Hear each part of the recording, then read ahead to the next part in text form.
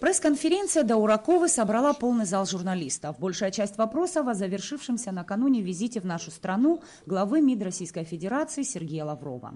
Представители СМИ спрашивали о том, какие именно вопросы обсуждали во время переговоров с министром иностранных дел России и по каким из них удалось достичь договоренности. Обсуждалось очень много актуальных вопросов для нашего государства. Обсуждались вопросы двухсторонней повестки. В первую очередь обсуждался вопрос, связанный с возможностью подписания соглашения о двойном гражданстве, об урегулировании вопросов двойного гражданства. Также на встрече с президентом обсуждались вопросы, связанные с нашей государственной границей по реке Псоу между Абхазией и Россией. Ставился вопрос о возможности более облегченного режима пересечения границы. Обсуждали вопросы, связанные с комплексным планом, вопросы социального характера. И отрадно отметить, что во всех этих вопросах мы находим понимание российской стороны, понимание, содействие. И, соответственно, те вопросы, которые ставились нами, мы нашли полную поддержку, и, соответственно, дальше будет уже вестись планомерная работа.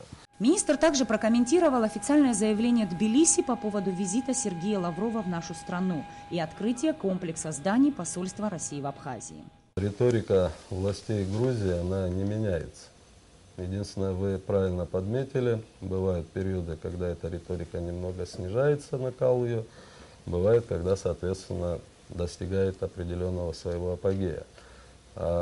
Конечно, визит министра иностранных дел Российской Федерации не мог не вызвать подобную реакцию властей Грузии. Хотя мы периодически напоминаем нашим соседям и их партнерам с Запада о том, что пора сегодня уже признавать существующую реальность.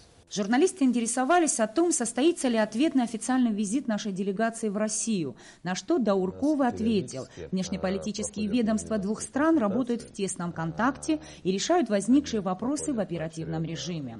Одной темой прошедшего визита Сергея Лаврова в Абхазию пресс-конференция не ограничилась. Речь шла о переходе границы по общегражданскому паспорту нового образца, сквозном железнодорожном сообщении и женевских дискуссиях. Дауркова подробно ответил на каждый вопрос и обратился к журналистам с просьбой более широко и объемно освещать темы, особенно связанные с Галским районом. Наверное, не секрет то, что сегодня и в МИДе Грузии, и в других определенных структурах, конечно же, читают и нашу прессу, смотрят наше телевидение.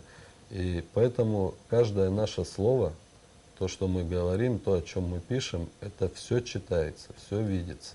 И поэтому вот еще раз просто повторю свою просьбу давать информацию объемной, которая будет раскрывать вот эти все скобки по тем процессам, которые у нас происходят. Женевскую площадку глава абхазского МИД назвал нужной и полезной, так как она является единственным международным форматом, в рамках которого Абхазия имеет возможность заявить о своих позициях, озвучить свое мнение по актуальным для нас вопросам. Нисфаршба Беслан Джинджоли, Абхазское телевидение.